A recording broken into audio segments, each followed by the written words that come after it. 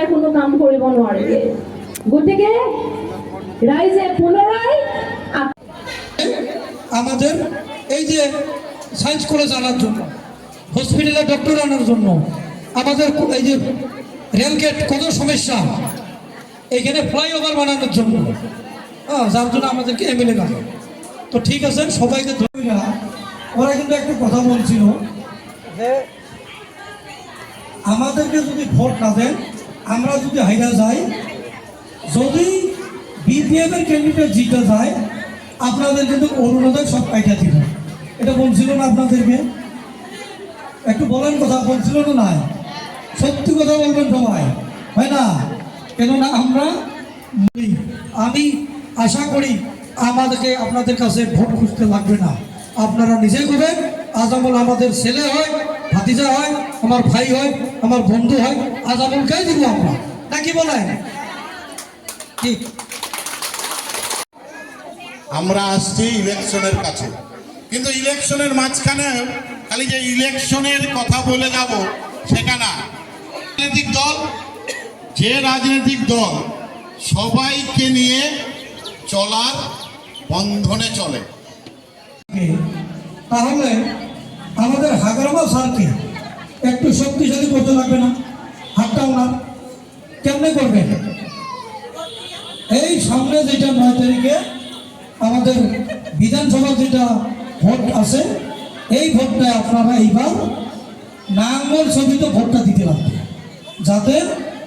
নাঙ্গল ছবিতে ভোট দিয়ে আমাদের ক্যান্ডিডেট বিপিএফ দলের রূপম রায় উনি যাতে জিতে যায়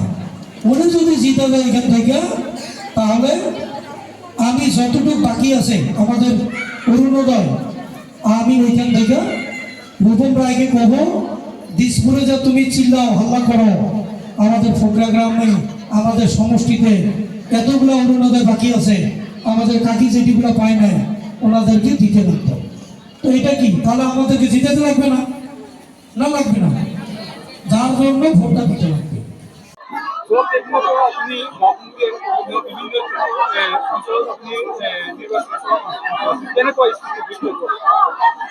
হয় যোৱা কেইদিনমানে নিৰ্বাচন যেতিয়া আমাৰ ঘোষণা হৈছে তেতিয়াৰ পৰা আমি লাগি আছো আৰু আমি যেতিয়া নমিনেশ্যনটো 26 তাৰিখ পাৰ হৈ গ'ল আমি কেম্পিঙত যেতিয়াৰ পৰা নামি গৈছোঁ নামাৰ পিছৰ পৰাই আমি ৰাইজৰ যি সঁহাৰি খুব ভাল আৰু বিপিএফ হিচাপে আমাৰ কোকৰাঝাৰ ডিষ্ট্ৰিক্টটো এনেই আগৰ পৰা বহুত ষ্ট্ৰং আৰু এইবেলে যিহেতু আমাৰ চৰকাৰ আছে আৰু আমাৰ বিপিএফক এনডিএ যিহেতু সমৰ্থন জনাইছে সমৰ্থন জনোৱাৰ ফলত আমাৰ শক্তিটো আৰু 2 গুণ বাঢ়ি গৈছে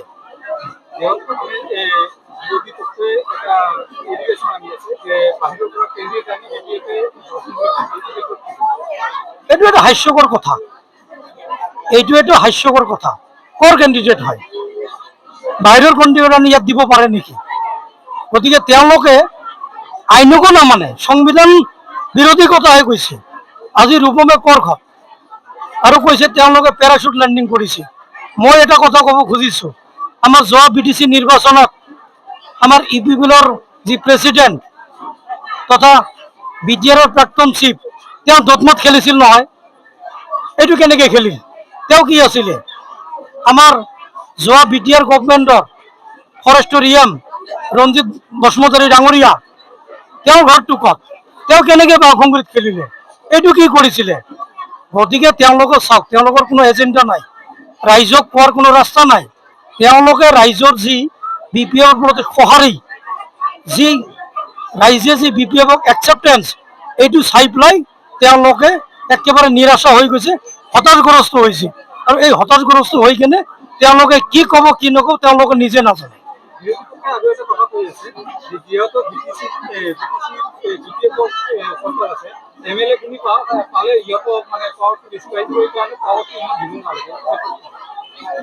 এই কাৰণেতো মানুহ হাঁহি আছে বিটিচি চৰকাৰক পাৱাৰ লাগে তেওঁলোক নিজে কৈছে নহয় আমাৰ ভালেহে হৈছে আমিওতো ৰাইজক এইটোৱে কৈছোঁ বিটিচিক আমাক এমএলএ 11 জনে লাগে কিয় লাগে আমি পাৱাৰটো পলিটিকেল পাৱাৰ খোজা নাই আমি পাৱাৰটো খুজিছোঁ দিছপুৰৰ পৰা যাতে পেকেজটো ফাণ্ডিংটো বেছি আনিব পাৰে এই পাৱাৰটো আমি খুজিছো আৰু এই পাৱাৰটো আমি খোজাৰ কাৰণে বিৰোধী দলে বেয়াহে পায়। এইটো ৰাইজে বুজি পাইছে। বেছি ফাণ্ড আহিলে মানে কি BTCৰ উন্নতি হ'ব, আৰু BTCৰ উন্নতি হোৱাটো তেওঁলোক কামনা নকৰে আৰু BPF কৰে। সেইটোৱে মেছেজ মই ৰাইজে